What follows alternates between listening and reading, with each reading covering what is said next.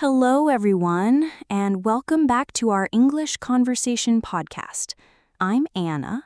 And I'm Mark.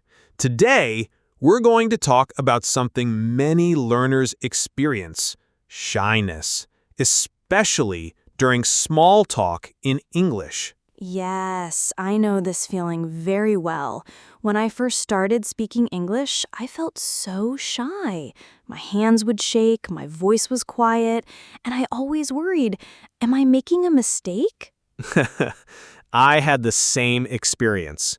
Small talk seems easy, but when you are shy, it feels like climbing a mountain. Exactly. So today we'll share our own stories, we'll practice some small talk examples, and we'll discuss ways to overcome shyness. Perfect. Let's start with a simple question. Anna, do you remember your first small talk experience in English? Oh yes, I remember very clearly. I was at a language exchange event. A stranger smiled at me and said, "Hi, how are you?"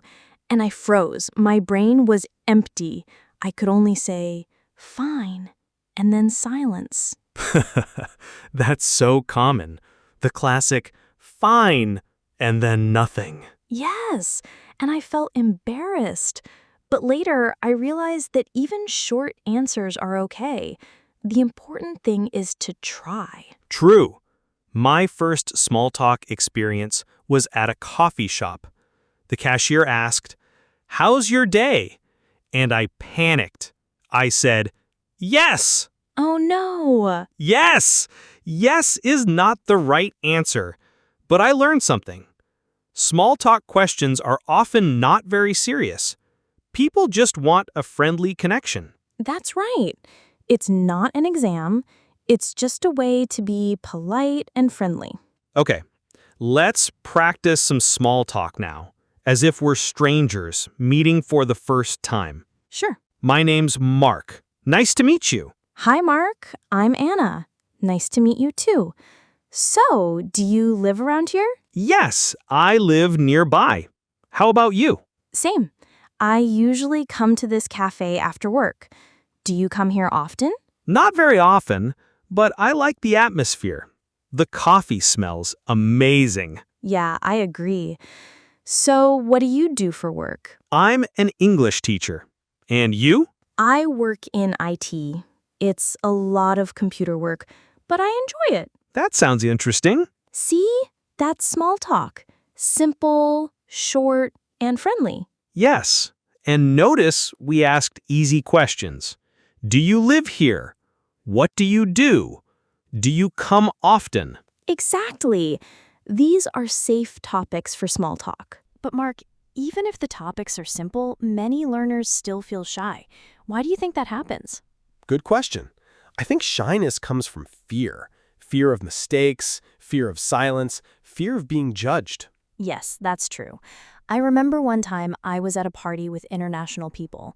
Everyone spoke English. I wanted to join, but I stayed quiet for 1 hour because I was afraid. Did you finally say something? Yes, finally. Someone asked me, "Where are you from?" and I answered. After that, I felt more relaxed. That's the secret. Once you say the first sentence, it gets easier. Exactly. The beginning is the hardest. I also had a story. I was at work and my boss introduced me to a visitor from another country. I was shy, but I asked, "How do you like the city?" He smiled and started talking. That small question opened a big conversation. That's a great tip. Ask about the city, the weather, or the event you're in. Those questions are safe and easy. Let's do another role play. Imagine we're at a party and we don't know each other. Okay. Hi, is this seat taken? No, please sit.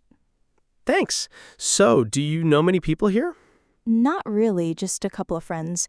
What about you? Same here. I know the host, but not many others. The music is nice, though. Yes, I like it. Do you usually listen to this kind of music? Sometimes, but I prefer jazz. Oh, jazz. That's cool. I don't know much about it, but I'd like to learn. I can recommend some artists if you want. That would be great. Thanks. See, now we have a real topic, music. Exactly. Small talk is like a door. You open it, and then you can enter a bigger conversation. So, how can learners overcome shyness? First, practice common phrases. If you already know how to say, "How are you?" or "Do you come here often?" you don't need to think too much. Yes, preparation reduces stress.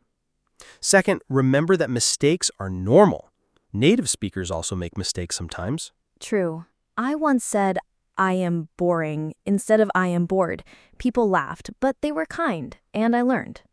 Yes, sometimes mistakes even create funny moments. Another tip is to smile. A smile makes you look friendly and confident, even if you're shy. That's a powerful one. A smile is like a universal language. And if you don't know what to say, you can always ask questions. People love talking about themselves. Exactly. Just say, "What do you like to do in your free time?" And the conversation will continue. Let's practice small talk at work. Good idea. Hi, Mark. How was your weekend? Oh, it was nice, thanks. I went hiking. What about you? I watched a movie with some friends. Sounds fun. What movie did you see? Oh, we watched a comedy. It was really funny. Great, I love comedies. That's small talk at work. Simple, friendly, and not too personal. Yes, perfect for colleagues.